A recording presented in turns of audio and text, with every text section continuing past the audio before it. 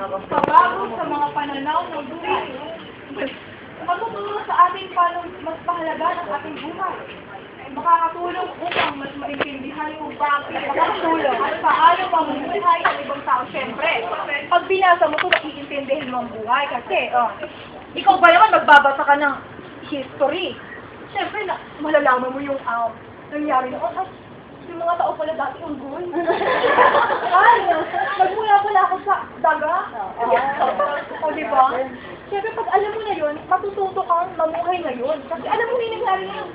Sabi nga, may narinig ako ewan ko, chismis. May narinig ako sabi, history repeats itself. Oh?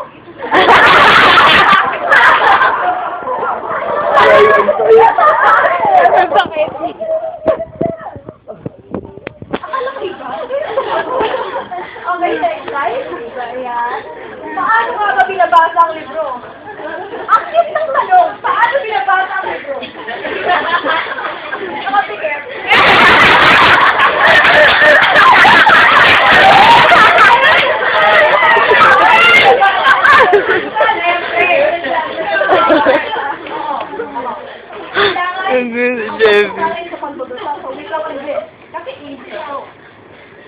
Sa paraan na nakapangkat na ang mga ito sa bawat kategorya.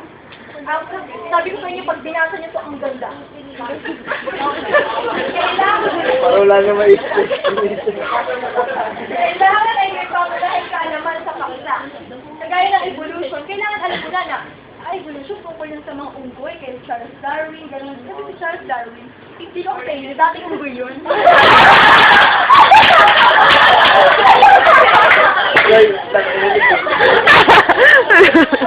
Lumaki,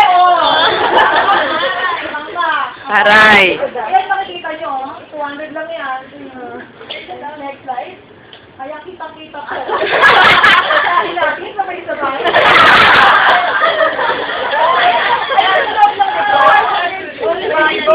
Kung magka-siyempre, baka sabihin nyo, ninakaw.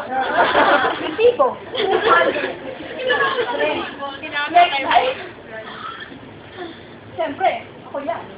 Ang pagbabasay ng okay?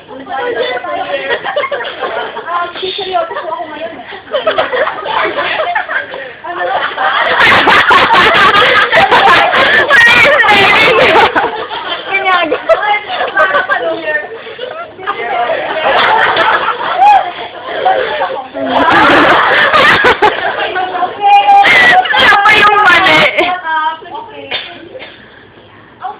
Ay may iba't ibang disiplina. At ang iba't ibang disiplina ay kinabibilangan ng iba't ibang teksto. Dito sa mga tekstong to, nito ay may iba't ibang katangian. Ngayon sa pagbabasa, dapat nating malaman kung anong layunin ang punto.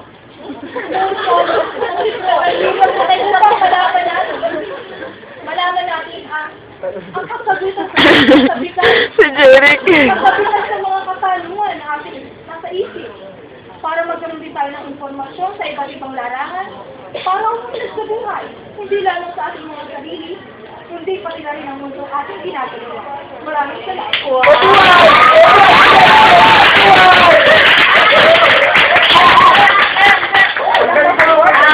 Ikaw ba miyembro ng dramatic group? Kaya pala. Kasi, tapos psychology ka, no? Psychology student ka, tama?